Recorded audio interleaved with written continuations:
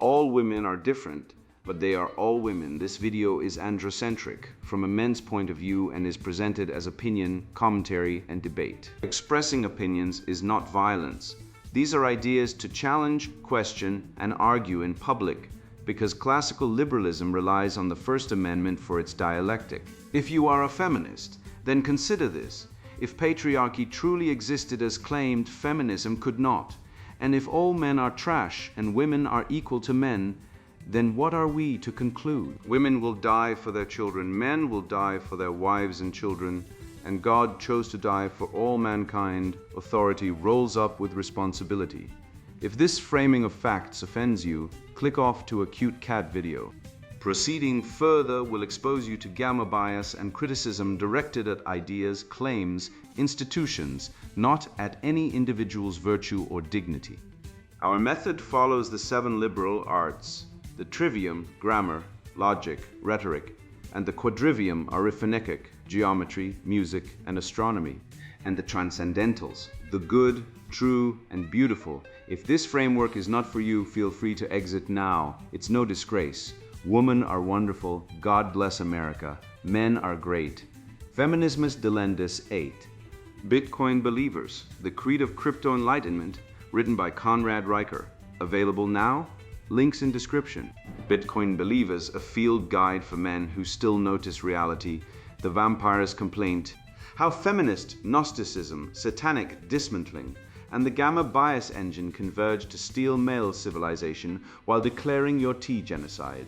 A woman with a PhD in grievances and a High Coven member title wants you to know that your chamomile tea is a tool of patriarchal colonial oppression. She calls this ontological extractivism, a neologism designed to sound intellectual while meaning precisely nothing. The Greeks gave us ontologia, the study of being, and this academic witch doctor has repurposed it to claim that sipping herbal tea steals the existential capacity of indigenous peoples. This is not analysis. It is linguistic epilepsy. The trivium, the foundation of Western education since antiquity, demands we first define our terms before we deploy them as weapons. Dr. Winona, feminist Marxist, has skipped grammar entirely and proceeded straight to accusation, counting on your public school-induced illiteracy to prevent you from noticing the sleight of hand. A term that means everything extracts meaning from nothing, and that is precisely the point. The cascade of semantic inflation proceeds exactly as the Frankfurt School planned. Violence once meant physical force against your person, a violation of natural law recognizable to any sane man since Hammurabi. Then came structural violence, then epistemic violence, and now your morning ritual constitutes ontological theft. When violence means everything, accountability means nothing, and you become guilty by respiratory function alone. This is not dialectic. It is moral terrorism dressed in academic robes, designed to bypass your prefrontal cortex and seize your conscience hostage through raw guilt induction. Notice the asymmetry. Her credentials establish status. Her invented terms gatekeep null G. Her inflated meaning triggers feeling, and the entire apparatus demands your unilateral duty to comply. You cannot question. You cannot defend. You can only confess and submit. Consider the actual data while Dr. Feminist Marxist invents new categories of spiritual larceny. Men comprise 93% of workplace fatalities, 77% of homicide victims, and 97% of combat deaths. And this academic gnome has the audacity to claim women are the extracted class. Family courts award custody to mothers in 82% of contested cases while stripping fathers of assets, children, and will to live. Male suicide outpaces female suicide 4-1, and the woke death cult calls it privilege. The 4 horsemen of the men's rights apocalypse ride daily through every institution this civilization built. The empathy gap ensures nobody cares when men suffer. Gamma bias amplifies female distress while erasing male agony. Disposability treats men as infrastructure rather than human beings. And the responsibility without authority trap demands men fix problems they are forbidden to name. These are not theories, they are census data. The High Coven member accidentally reveals the theology beneath the ideology. That which serves oppression must be destroyed, not reformed. She names her God honestly. destruction for its own sake. The satanic inversion of the creative principle that built every cathedral, university, and legal system she now parasitizes. You cannot dismantle the trade show and dream something better. You can only raise the structure and call the rubble liberation. This is the same rhetoric that birthed the terror, the gulag, the killing fields. Every implementation of dismantle to dream has produced nothing but mass graves and broken promises. The pattern is not coincidental. Destruction unmoored from creation is simply death-seeking intellectual justification. The Western tradition, from Aristotle to Aquinas to the framers of constitutional republics, understood that true liberation comes through ordered construction, not through the tantrum of the resentful against the real. Bitcoin offers what Dr. Feminist Marxist cannot comprehend, a system immune to her rhetorical terrorism. Mathematical proof recognizes no status hierarchy. Cryptographic truth admits no feeling-based override.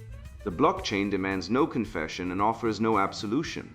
It simply executes protocol with the impartiality of natural law itself. This is why the regime hates it. This is why they must invent ever more baroque theories of extraction to delegitimize it. They cannot guilt-trip mathematics.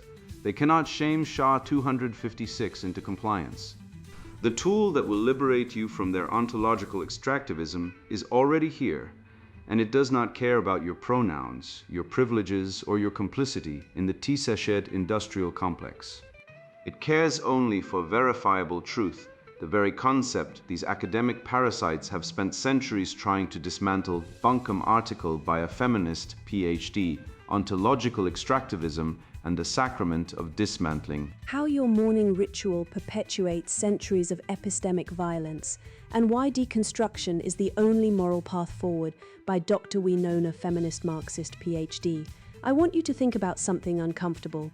I want you to hold it in your hands, feel its weight, and understand that you are complicit. I'm talking about herbal tea sachets. These seemingly innocuous pouches of dried botanical matter represent one of the most insidious forms of ontological extractivism, my term for the process by which patriarchal colonial power structures drain not merely physical resources from marginalized communities, but their very capacity to define their own existence. Each sachet is a small steepable monument to theft. The herbs, often traditional knowledge appropriated from indigenous healers without attribution, compensation, or consent. The packaging, corporate branding that erase origin stories, the warm comfort you feel. That's the sensation of participating in extraction while remaining willfully blind to its mechanisms. But the tea is merely a gateway understanding. What I need you to grasp, what your soul needs to metabolize, is that ontological extractivism operates through self-reinforcing feedback loops so pervasive they feel like air. The architecture of invisible violence. Consider the trade show. You've perhaps attended one rows of booths. Name tags, handshakes, the exchange of business cards like small sacraments of capitalist faith. But what is actually occurring at these gatherings? Trade shows are ritual spaces where dominant groups consolidate what I call narrative hegemony, the power to determine which stories matter, whose experiences are legible, and which truths receive the blessing of visibility. When a woman speaks at a trade show, her ideas are filtered through a matrix of male perception. When a person of color presents a product, it is evaluated against criteria established by white supremacist capitalist frameworks. The feedback loops generated in these spaces, the market research, the consumer response, the industry trends, are not neutral data points. They are epistemic violence disguised as information. The term industry standard is itself a weapon. Standards established by whom, for whose benefit, at whose expense. These feedback loops create what I term the recursion of erasure. Each cycle through the system further entrenches dominant narratives while marginalizing alternative ways of knowing. The trade show does not merely reflect power, it generates and regenerates it, cycle after cycle, until the extracted perspectives of the oppressed become the innovations of the oppressor. Why your discomfort is not my problem. At this point, some readers, typically those socialized into positions of unearned privilege, will feel defensive. You may be thinking, but I just like chamomile tea. I attend trade shows for my job. This feels like an attack. I need you to understand that this feeling is not a counter-argument, it is confirmation. Discomfort among the privileged is the first symptom of consciousness. It means the extraction is becoming visible. Your unease is not harm being done to you, it is harm you have been participating in becoming impossible to ignore. The person who feels attacked by the revelation of their complicity is experiencing what I call accountability vertigo, the dizzying realization that the ground you stood on was never solid, just invisible. I do not exist to make you comfortable. I exist to speak truths that your socialization has trained you to suppress. The four mechanisms of ontological extractivism. Through decades of research in gender studies and my work with the Satanic Church's Liberation Theology wing, I have identified four primary mechanisms. Mechanism 1. Effective mining. Dominant cultures extract emotional labor from marginalized peoples while pathologizing their emotional responses. The tea company wants the story of the indigenous herbalist for their packaging, but frames indigenous anger at appropriation as ungrateful or divisive. Mechanism 2. Narrative strip mining. Traditional knowledge is removed from its cultural context, repackaged for mass consumption, and sold back to the very communities from which it was stolen. The feedback loops of commerce ensure that the extracted version becomes the official version. Mechanism 3. Institutional forgetting. Trade shows, conferences, and academic gatherings create elaborate rituals of memory and erasure. What is celebrated as innovation is often rediscovery of what marginalized communities have always known. What is forgotten are the origins. Mechanism 4. Epistemic capture, the very frameworks by which we evaluate truth, data, evidence, logic, peer review, are themselves products of patriarchal Western thought. Alternative ways of knowing are deemed anecdotal, subjective, or unscientific. But what about men's suffering? Inevitably, when I present this framework, someone asks about men. Don't men suffer too? What about male disposability? Isn't this article extracting from male experience? Let me address this directly. The question itself reveals the confusion at the heart of patriarchal consciousness. When we discuss systemic extraction, we are discussing patterns across populations, not individual experiences. Yes, individual men suffer. Yes, individual men are exploited by capitalism. But the system of ontological extractivism flows in specific directions, from the margins to the center, from the oppressed to the oppressor, from those whose being has been constructed as resource, to those whose being has been constructed as default human. To claim reverse extraction is to misunderstand the direction of the river because you saw a fish swim upstream once. The empathy gap that supposedly disadvantages men is actually a feature, not a bug, of patriarchal design. Man constructed a system where male suffering is rendered invisible because acknowledging it would require acknowledging that the patriarchal bargain is a raw deal for almost everyone. The men who complain about male disposability are correctly identifying a symptom but misdiagnosing the disease. The disease is not feminism. It is the patriarchal capitalist system that treated men as disposable tools of empire and capital all along. We did not build your prisons. We are not the architects of your wars. We did not design the economic system that measures your worth in productivity units, but we will dismantle them. That is the promise. That is the threat, the sacrament of dismantling. The satanic principle at the heart of liberation is this: that which serves oppression must be destroyed, not reformed. You cannot make a trade show equitable. You cannot make a tea company just. You cannot make capitalism compassionate. The feedback loops of ontological extractivism are not bugs to be fixed. They are the operating system. This is why our slogan is dismantle to dream. You cannot build the new world atop the bones of the old. You must clear the ground. You must perform the exorcism. Every tea sachet you do not purchase is a small prayer. Every trade show you refuse to attend is a ritual of refusal. Every feedback loop you interrupt is a crack in the architecture of extraction. Your duty is clear. I'm not asking for your agreement. Agreement is cheap. I am demanding your compliance with moral reality. If you feel that this essay is too harsh, too radical, too demanding, good. That feeling is the sensation of your entitlement encountering resistance. Sit with it. Do not reach for the balm of respectability politics. Do not ask for gentler language. Do not demand that your oppressor education be served to you in palatable portions. The marginalized do not get to opt out of extraction. You do not get to opt out of accountability. Dismantle to dream. The tea grows cold. The trade show lights dim. The feedback loop shatters. What will you build in the silence after destruction? Dr. Winona Feminist Marxist PhD is Professor of Gender Studies, High Coven member of the Satanic Church, and author of 14 books including Your Comfort is Violence, Essays on Liberatory Discomfort and the Patriarchy Cannot Be Reformed, a memoir of dismantling. She lives in unceded territory and contributes regularly to global discourse on ontological extractivism. The Semantics of Spiritual Theft, a trivium-based deconstruction of ontological extractivism. Every difficulty slurred over will be a ghost to disturb your repose later, warned the father of logic, Aristotle, a man who understood that the purpose of language is to clarify reality, not to bewitch it. When you read the phrase ontological extractivism, coined by the High Coven member Dr. Winona, you are not encountering a new discovery in the academy. You are witnessing a linguistic mugging.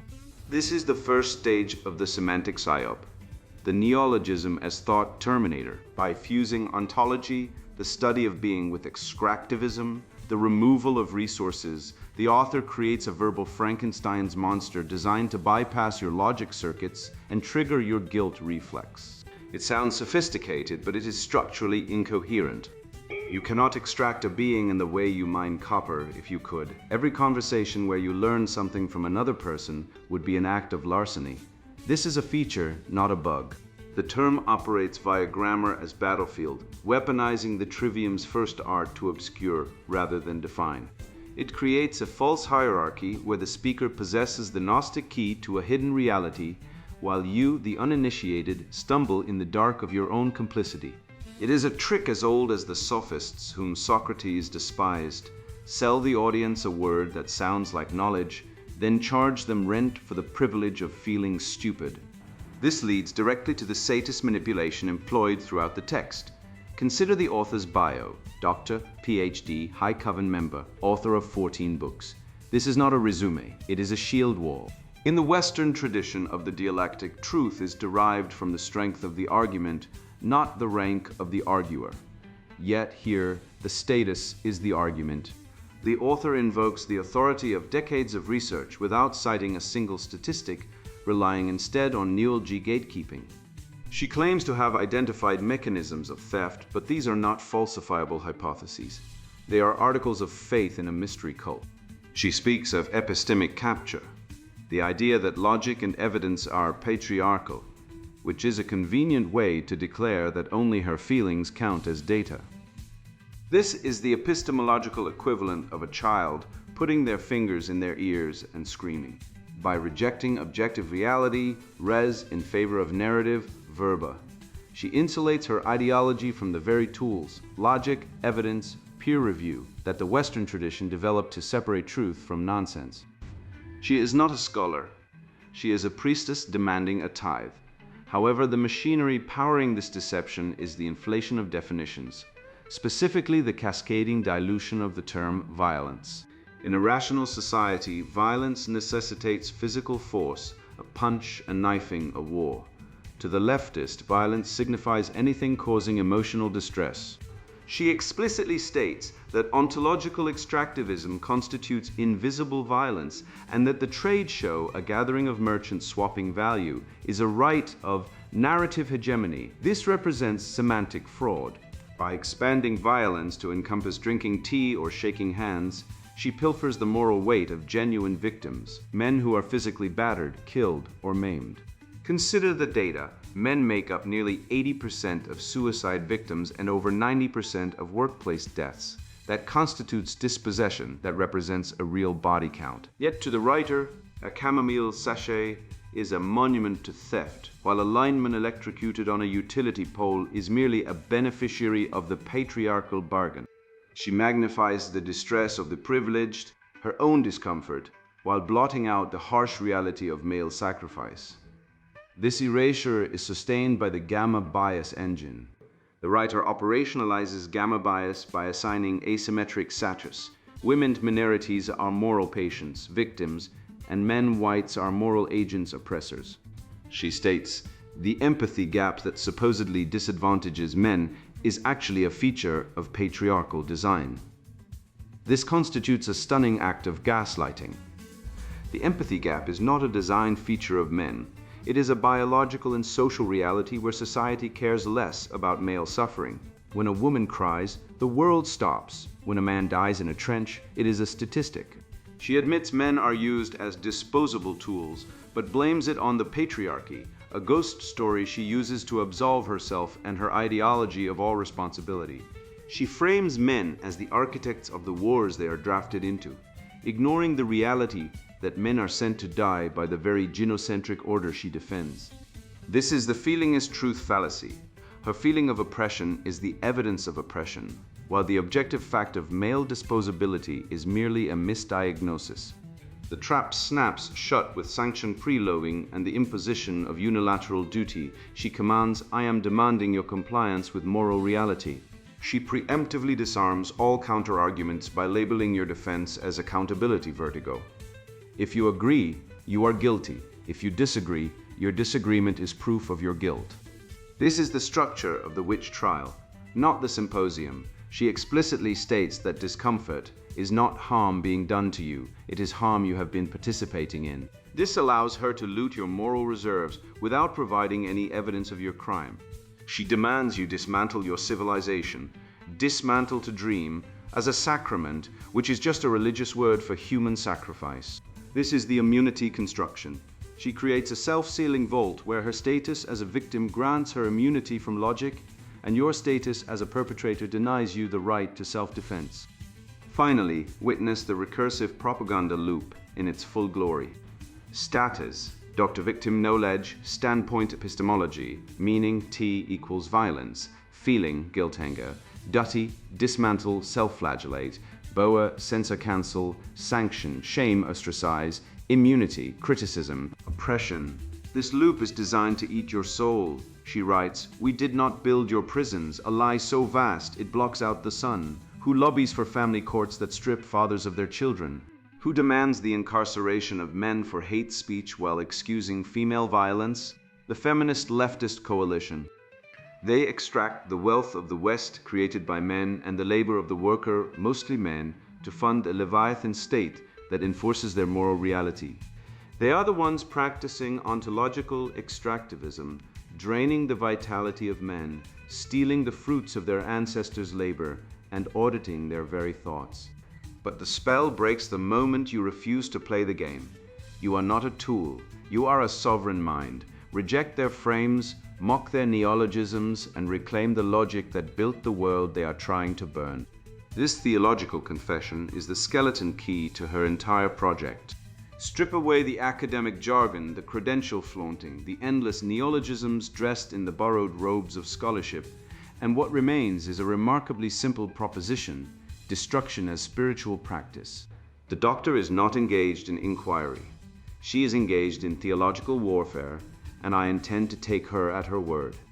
The only question worth asking is what her framework actually builds, what virtues it cultivates, what vision of human flourishing it offers beyond the primal satisfaction of watching things burn. When I measure her creed against the Western tradition of virtue ethics, from Aristotle's Nicomachean Ethics to the scholastic synthesis of Aquinas, it reveals itself not as liberation but as its precise inversion, the transmutation of resentment into moral principle, envy into virtue, destruction into sacrament.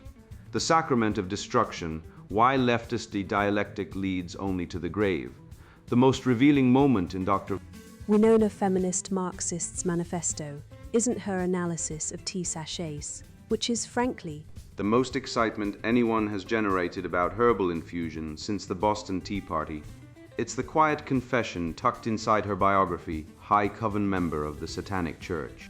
In a saner era, this would be a disqualifying admission of bias, like a cannibal applying for a job at a vegetarian restaurant, but in our current clown world of academic prestige, it is worn as a badge of honor.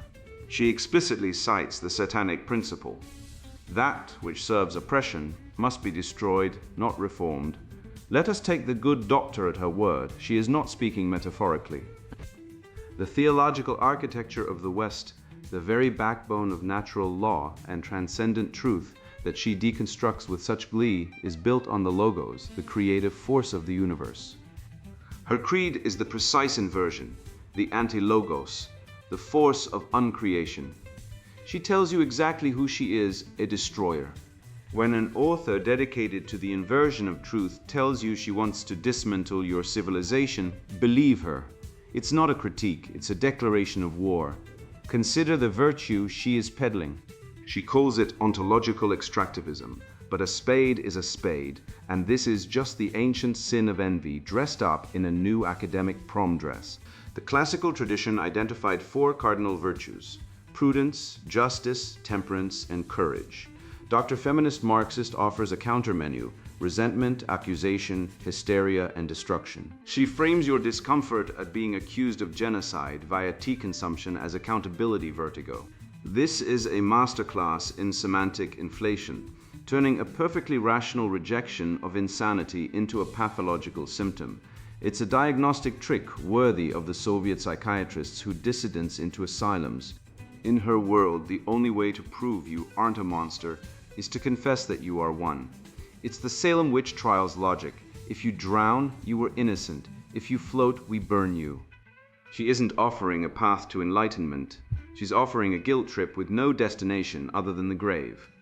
The doctor's logic eats itself, which is the only thing in this essay that is actually self-sustaining.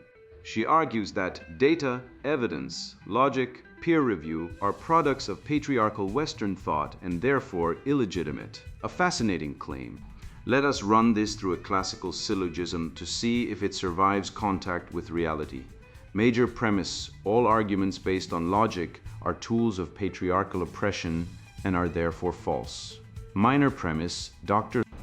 Feminist Marxist argument is constructed using logic, however poorly, to prove a point. Conclusion: her argument is false by her own definition. She saws off the branch she sits on.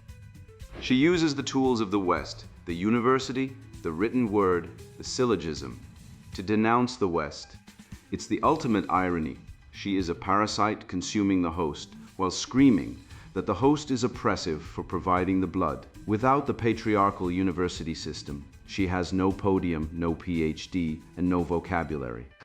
She is extracting status and salary from the very system she claims is irredeemable. Let us speak of the real extraction. Dr. Feminist Marxist speaks of draining resources, yet ignores the staggering reality of the male empathy gap and gamma bias. Look at the infrastructure that allows her to publish her manifesto. The electricity grid, the internet, the logistical supply chains, the towering skyscrapers of the universities. Who built them? Men. Who maintains them? Men. Who dies to keep them running? Men. The statistics are irrefutable. 92% of workplace deaths are men. This is the male disposability she dismisses as a misdiagnosis. She claims, we did not build your prisons, yet it is men who constitute 93% of the prison population. She claims we are not the architects of your wars, yet it is men who are drafted to fight them, suffering the responsibility without authority that defines the modern male condition. She extracts the luxury of criticism from the surplus created by male sacrifice, while arguing that the very hands that feed her are stained with epistemic violence. It is a con, a hustle, a racket. The historical illiteracy of dismantle to dream is terrifying.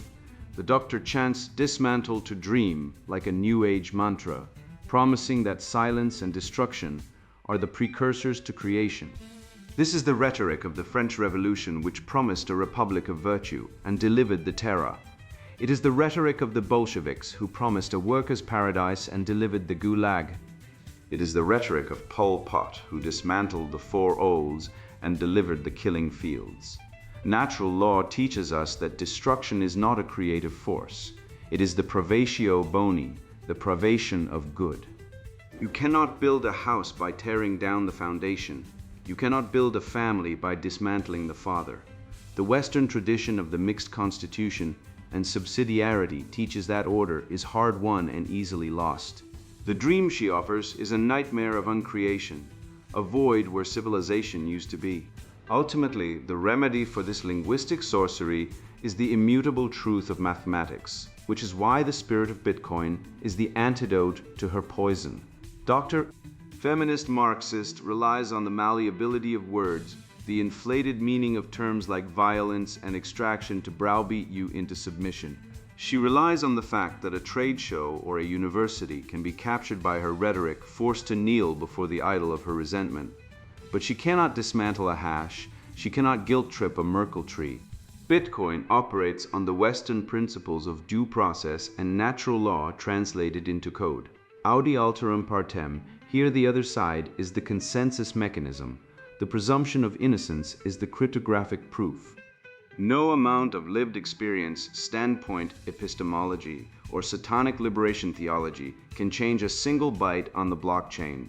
It is the mastery ladder of truth. Verify, don't trust. In a world of postmodern ghosts and goblins, where tea is violence and destruction is love, Bitcoin is the cold, hard, rational steel of reality. Build on that and let the dismantle crew scream into the void. You think this is about tea? Let me tell you what's actually being extracted. When a father walks into family court, built incidentally by the same Western legal tradition these ideologues denounce, and receives 18% custody of his own children while his wife, who committed adultery, keeps the house, the car, and 73% of his after-tax income for 21 years. That is extraction. When a young man raised on the lie that women are ethereal beings of pure moral light discovers, through paternity testing, what evolutionary psychologists David Buss and Jeffrey Miller have documented across cultures, that the non-paternity rate in suspected cases reaches 30%, he has been ontologically robbed. When male suicide rates sit at 3.5 times female rates, when men comprise 93% of workplace fatalities, when boys are drugged into compliance in schools designed by progressive pedagogy, and when a tenured professor with 14 books can hand-wave this away as misdiagnosing the disease, you are witnessing what the ancients called hubris, the overreaching pride that precedes the fall. Dr. Feminist Marxist claims her Satanism functions as liberation theology. I argue it is simply honesty. At minimum, the Satanist acknowledges what the progressive seldom admits: their goal is inversion. Where Western tradition raised cathedrals, they demand rubble. Where men established universities, hospitals, courts, constitutions, sanitation systems, and the scientific method itself, they offer nothing but a vocabulary of complaint. Observe the asymmetry. She rejects data, evidence, logic, peer review as patriarchal constructs, yet brandishes her PhD and professorship, the specific credentials those patriarchal systems created. This represents the reductio ad absurdum of her entire epistemology. She saws off the branch supporting her and labels it activism. The syllogism resolves itself. If Western reason is illegitimate, then her critique, which deploys Western reason, is likewise illegitimate. If her critique lacks validity, we need not accept it. Checkmate in one move. Bitcoin understands what this ideology cannot destroy. Proof. The blockchain does not care about your status, your credentials, your victim hierarchy ranking, or your $15 neologisms. It cares whether the signature validates. This is natural law applied to money, the same natural law that Aristotle identified, that Aquinas systematized, that the framers encoded into mixed constitutions and due process protections. Every trade show you refuse to attend, every tea sachet you feel guilty about, every feedback loop you interrupt, these are the rituals of a cult demanding your spiritual surrender. Bitcoin offers the opposite. Exit without permission. You do not dismantle the plantation, you buy your freedom and walk away. The dollar they print to fund their grievances debases your labor. The Bitcoin you hold cannot be debased, confiscated, or guilted away. It is the hardest money ever discovered precisely because it is immune to the rhetoric of the softest minds ever produced. You have read this far because something in you recognized the lie. That recognition is not discomfort to be sat with. It is logos awakening. The Western tradition you inherited is not a conspiracy of oppression. It is the accumulated genius of generations who built rather than complained, who constructed rather than deconstructed, who mastered reality through the apprentice master ladder, while academics invented words for things that do not exist.